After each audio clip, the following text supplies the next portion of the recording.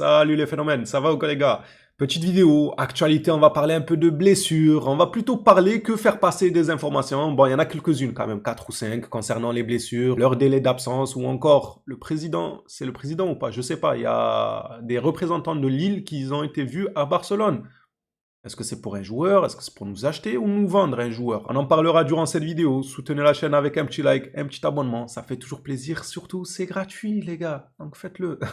Allez, commençons cette vidéo. On va parler de ce premier communiqué concernant les blessures. Mais avant de vous le lire et d'en parler, j'aimerais revenir sur le match d'hier. Mais quel match, hein. En vrai, on a bien fait d'y croire. Ça s'est joué à un but. Un but, un petit but. Franchement, un petit but. Remontada, mais qu'est-ce que j'ai pris du plaisir devant le match. Je sais que les autres communautés nous prennent pour des gens bizarres quand on dit qu'on aime voir du beau football, quitte à perdre. Voilà. Je sais qu'il ne faut pas abuser non plus, on veut tous des trophées. La vérité qu'on veut tous des trophées. Mais je vous promets que si on me disait le Barça allait gagner 20 Ligues des Champions en jouant bloc bas, comme par exemple, c'est pas pour encore une fois tomber sur Xavi, mais juste pour citer le dernier exemple qu'on a eu à Barcelone de cette manière de jouer où c'était tout pour la défense et on sortait le bout de notre nez de temps à autre pour piquer. On gagne 20 Ligues des Champions de cette manière.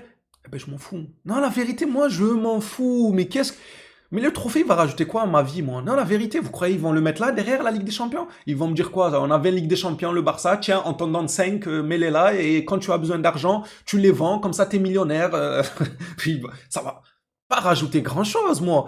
Par contre, quand je me pose le soir devant un match de mon club préféré et que je vois des joueurs qui mouillent le maillot, je vois du spectacle, des beaux buts, des jeunes pépites qui émergent, eh ben c'est ça, moi, qui me donne les frissons. C'est pas compliqué à comprendre. La vérité, que c'est pas compliqué. Je ne dis pas non plus que je suis prêt à regarder du beau jeu, quitte à perdre tout le temps. Non, il faut des victoires, évidemment. Mais à choisir entre avoir un jeu dégueulasse et gagner Ligue des Champions, j'en veux pas. Voilà, peut-être que vous voulez, certainement, que certains préfèrent ça. Il n'y a aucun souci, c'est votre avis. Respectez le mien. Je préfère m'asseoir et regarder un beau match de football avec du spectacle, des bons joueurs, comme je l'ai dit, des pépites qui émergent, des vétérans comme Lewandowski, sans oublier les nulos comme Ferran Torres. Enfin voilà, quoi, c'est ça pour moi qui fait que ça me donne de la joie devant le match. Je suis heureux. Je suis pas heureux, moi, de voir une équipe jouer en défense et sortir marquer.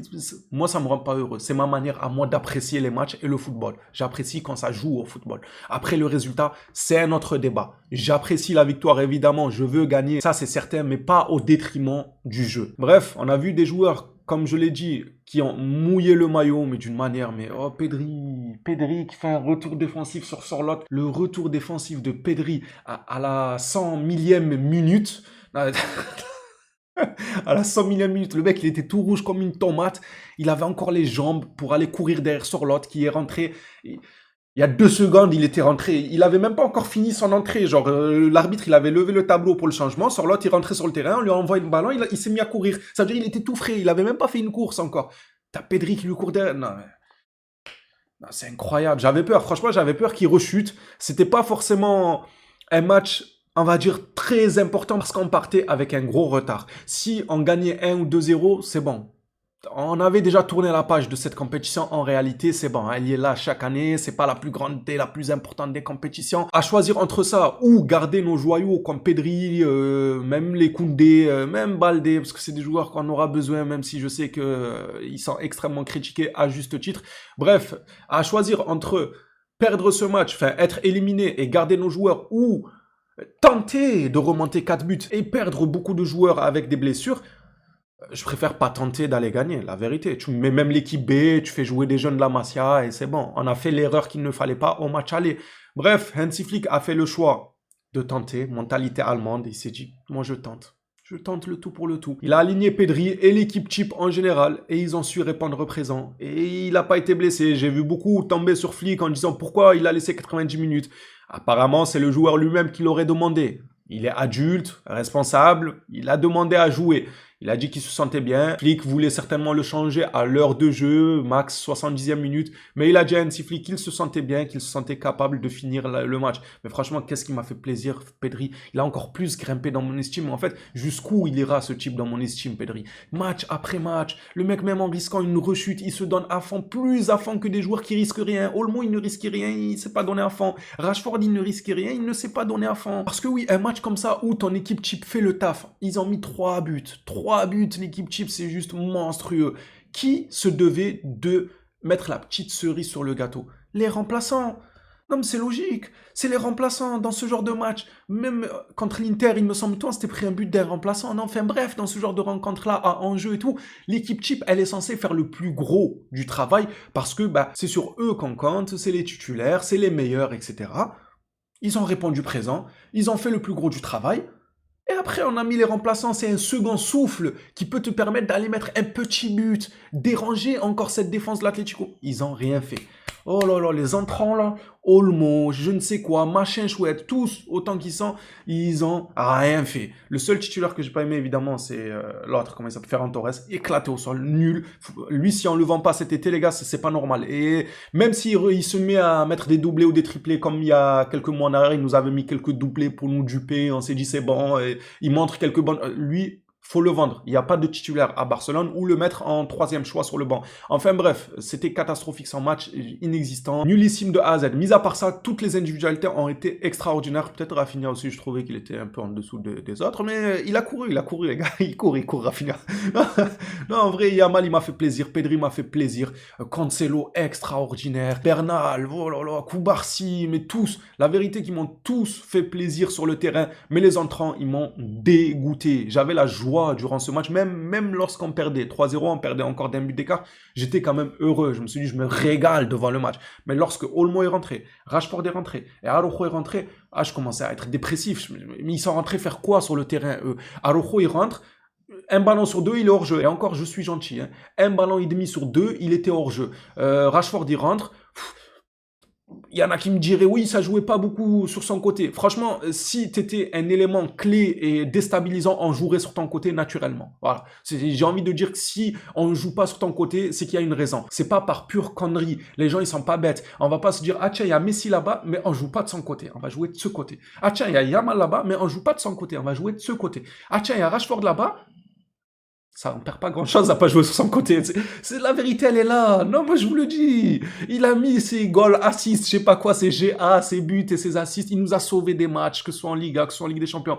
C'est très bien. Moi, je suis pour qu'il reste en sortie de banc. Mais j'attends quand même plus d'un joueur du FC Barcelone, même en sortie de banc. Lorsqu'il rentre, le jeu doit pencher naturellement de ton côté parce que, en fait, c'est ton aura et ce que tu es capable de produire qui fait que le jeu viendra à toi et non pas l'inverse. On va pas te donner le ballon sans que tu n'as rien montré. Tu n'as pas montré que lorsque tu reçois le ballon, tu es capable de déstabiliser. Il faut le montrer plus souvent. Il le fait de temps à autre, mais plus souvent, ça serait pas abusé de demander ça pour moi. Bref, c'était pas le pire. Pour moi, c'était pas le pire. Il est rentré, voilà, il a fait une entrée quoi, à demi-teinte.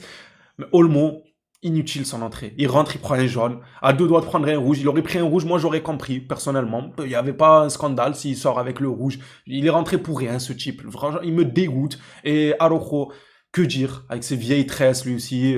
Franchement, que dire? Il rentre, le mec, on le fait jouer neuf.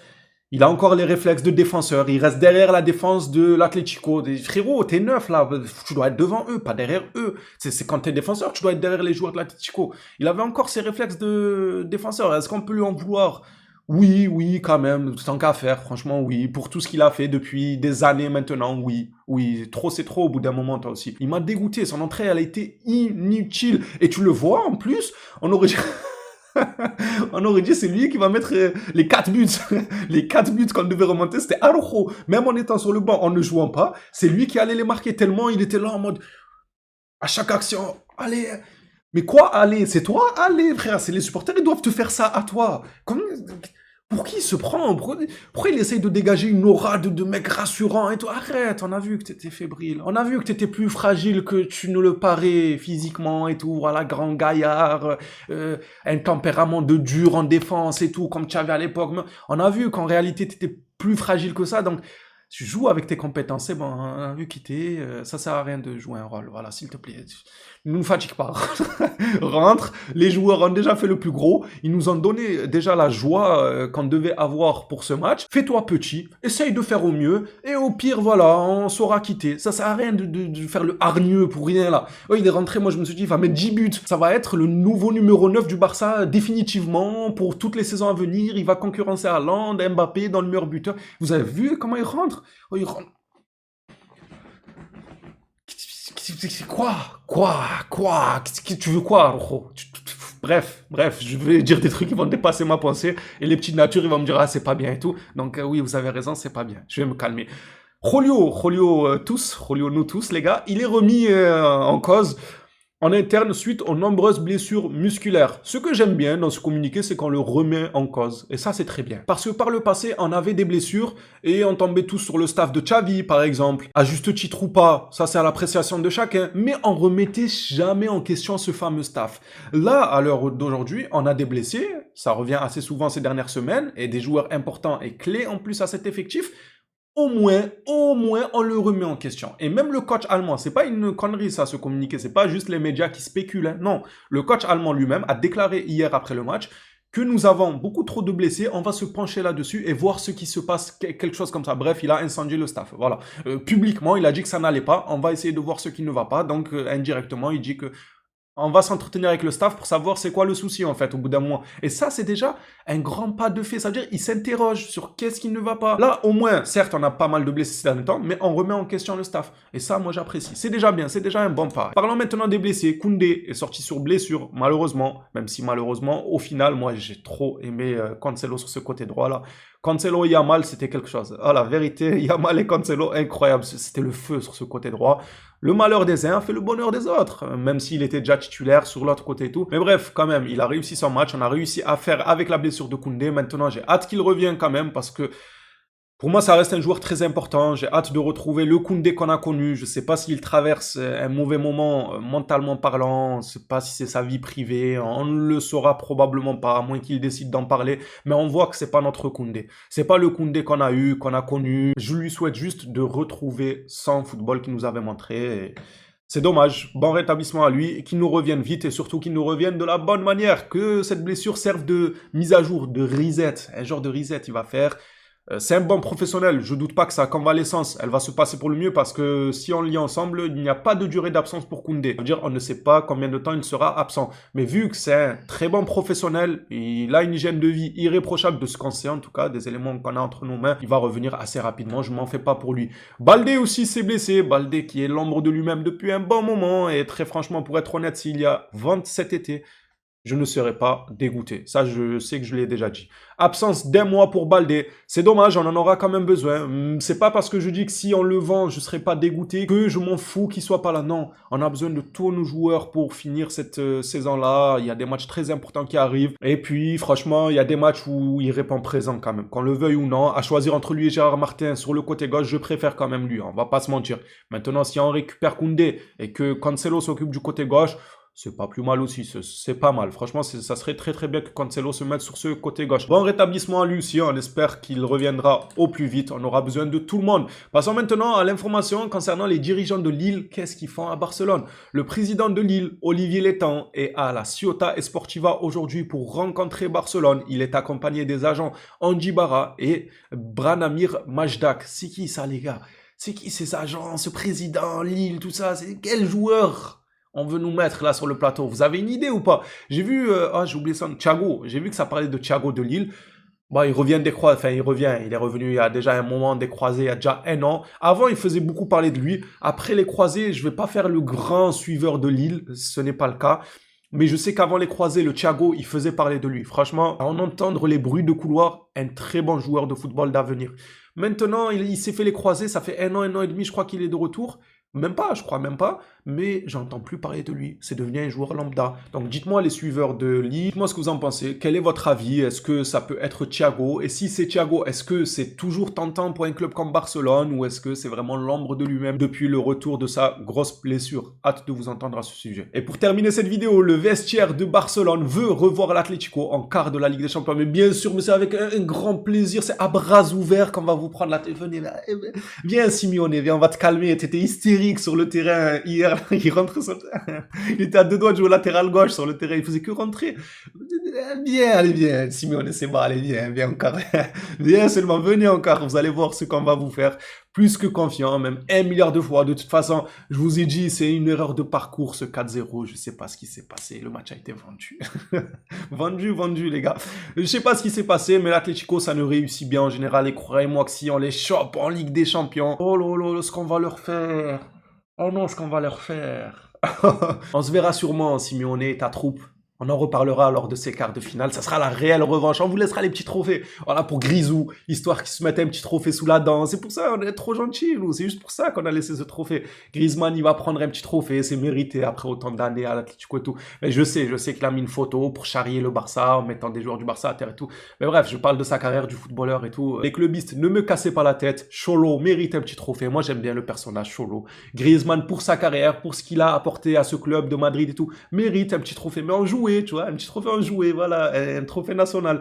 Laisse la Ligue des Champions pour les grands, quand on se croisera, on parlera. D'ailleurs, en parlant de Simeone, moi j'aime bien le personnage, pas d'accord avec son football, mais en vrai, ça dépend de son état d'esprit. Le mec, il cherche que la gagne, donc c'est ok, j'ai pas de mal avec ça. Ceux qui cherchent que la gagne en jouant mal, en jouant en béton et tout, il n'y a pas de souci. Il le fait très bien en plus, il le fait à merveille, donc je peux comprendre, c'est son état d'esprit. Juste, ce n'est pas le mien. Je préfère le Joga Bonito.